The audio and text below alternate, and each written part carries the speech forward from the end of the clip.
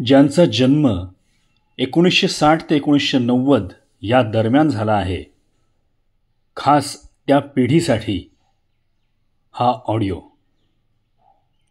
ही पिढी आता 30 ओलांडून 62कडे चालली आहे. या पिढीचं सगळ्यात मोठं यश म्हणजे या पिढीनं खूप मोठा बदल पाहिला आणि पचवला. आणि या पिढीची एक मोठी अडचण म्हणजे ही पिढी कायमच उंबरठ्यावर राहिली. 1, 2, 5, 10, 20, 25, 50 पैसे बघितलेली ही पिढी पाहुण्यांकडून लाज न बाळगता पैसे घेत होती. शाई, बोरू, पेन्सिल, पेन यापासून सुरुवात करून ही पिढी आता स्मार्टफोन, लॅपटॉप, PC या उतारवयातही सराईतपणे हाताळत आहे. ज्या पिढीच्या बालपणी सायकलसुद्धा एक चैन नसलेली, पण आता या उतारवयात सराईतपणं स्कूटर, कार चालवणारी ही पिढी कधी अवखळ तर कधी गंभीर, खूप भोगलेली आणि खूप सोसलेली, पण पूर्ण संस्कारित. टेप रेकॉर्डर, पॉकेट ट्रान्झिस्टर ज्या पिढीसाठी खूप मोठी मिळकत होती, मार्कशीट आणि TVच्या येण्याने त्यांच्या बालपणाचा बळी घेतला नाही अशी ही शेवटची पिढी. कुकरच्या रिंग्ज, टायर असल्या गोष्टी घेऊन लहानपणी गाडी खेळणं यात त्यांना काहीही कमीपणा वाटला नाही. सळई जमिनीत रुतवत जाणं हा काही खेळ असू शकतो का? पण होता. कैऱ्या तोडणं ही त्यांच्यासाठी चोरी नव्हती आणि कुठल्याही वेळी कुणाचंही दार वाजवणं यामध्ये कसलंही एथिक्स तुटत नव्हते. मित्राच्या आईनं जेवू घालणं यात कसलाही उपकाराचा भाव आणि त्याच्या बाबांनी ओरडणं यात कसलाही असूयेचा अभाव असणारी ही शेवटची पिढी. वर्गात किंवा शाळेत स्वतःच्या बहिणीशी सुद्धा कुचरत बोलणारी ही पिढी. 2 दिवस जरी मित्र शाळेत नाही आला तरी शाळा सुटल्या दप्तरासकट त्याच्या घरापर्यंत जाणारी ही पिढी. कुणाचेही बाबा शाळेत आले की मित्र कुठेही खेळत असो, 70च्या स्पीडने "अय तुझे बाबा आले, चल लवकर" ही बातमी मित्रापर्यंत पोचवणारी ही पिढी. पण गल्लीत कुणाच्याही घरात कसलाही कार्यक्रम असला तरी वाटेल ते काम कसलाही विधिनिषेध न बाळगता करणारी ही पिढी. कपिल, सुनील गावस्कर, व्यंकट, प्रसन्नाच्या बॉलिंगवर आणि पेस, भूपती, स्टेफीग्राफ, अगासी, सॅम्प्रसच्या टेनिसवर, तर राज, देव, दिलीप ते राजेश, अमिताभ आणि धर्मेंद्र, जितेंद्र बरोबर नंतर बऱ्याच नवीन कलाकारांवर, अगदी आमिर, सलमान, शाहरुख, माधुरी, अनिलवर वाढलेली ही पिढी. भाड्यानं VCR आणून 4-5 पिक्चर पैसे गोळा करून एकत्र पाहणाऱ्या मित्रांची ही पिढी. लक्षा अशोकच्या निर्व्याज विनोदावर हसलेली नाना, ओमपुरी, शबाना, स्मिता पाटील, गोविंदा, जग्गूदादा, वर्षा, सोनम, किमी, सोनाली हे कलाकार पाहिलेली ही पिढी. शिक्षकांचा मार खाणं यात काहीही गैर नाही, फक्त घरी कळू नये कारण घरात परत धुतात ही भावना जपणारी ही पिढी. ज्यांच्या शिक्षकांवर आवाज चढवला नाही अशी पिढी. कितीही धुतलं तरी दसऱ्याला शिक्षकांना सोनं देणारी, आज इतक्या वर्षांनी सुद्धा निवृत्त शिक्षक येताना दिसले तर लाज न बाळगता खाली वाकून नमस्कार करणारी पिढी. कॉलेजला सुट्टी असली तर आठवणीत स्वप्न रंगवणारी ही पिढी.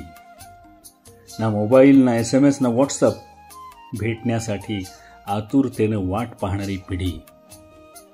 पंकज उधासच्या तूने पैसा बहुत कमाया, इस पैसे ने देश छुड़ाया या ओळीला डोळे पुसणारी, दिवाळीच्या 5 दिवसांची कथा माहीत असणारी, लिव्ह इन तर सोडाच, लव्ह मॅरेज म्हणजे फार मोठं डेअरिंग समजणारी ही पिढी.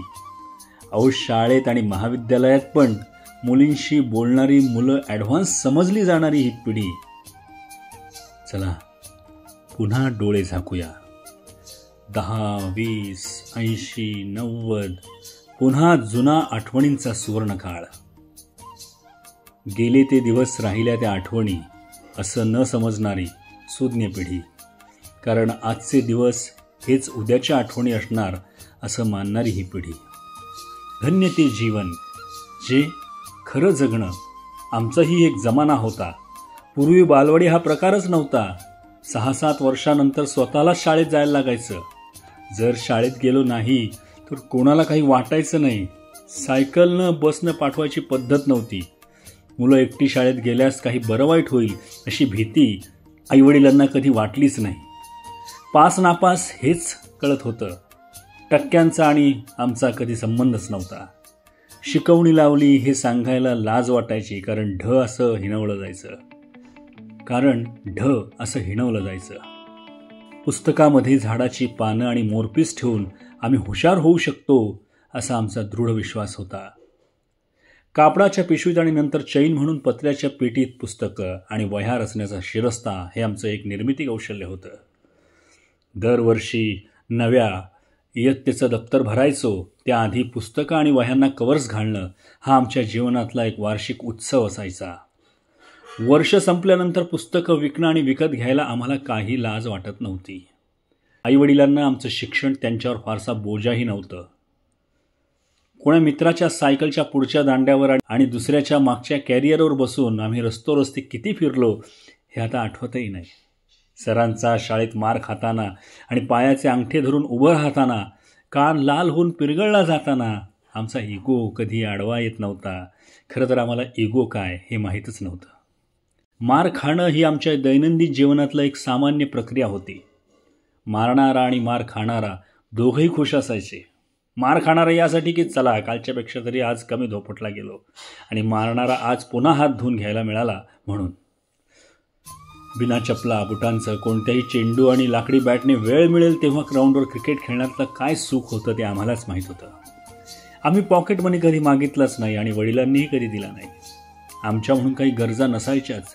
छोट्याशा असल्या तर घरातलं कोणीतरी पूर्ण करून टाकायचं.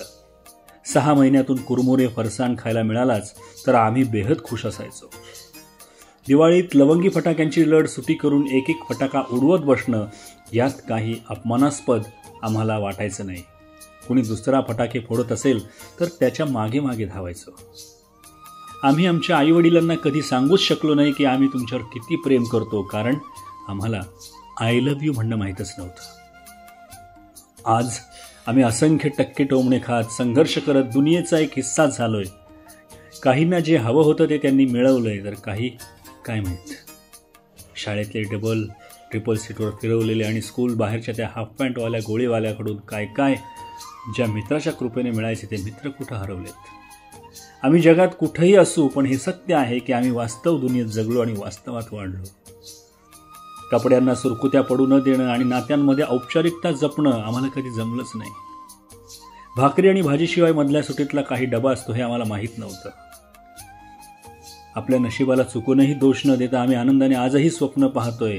कदाचित ते स्वप्नच आम्हाला जगायला मदत करतायत. जे जीवन आम्ही जगलो त्याची वर्तमानाशी कधीही काहीही तुलना होऊ शकणार नाही. आम्ही चांगले असो किंवा वाईट, पण आमचाही एक जमाना होता.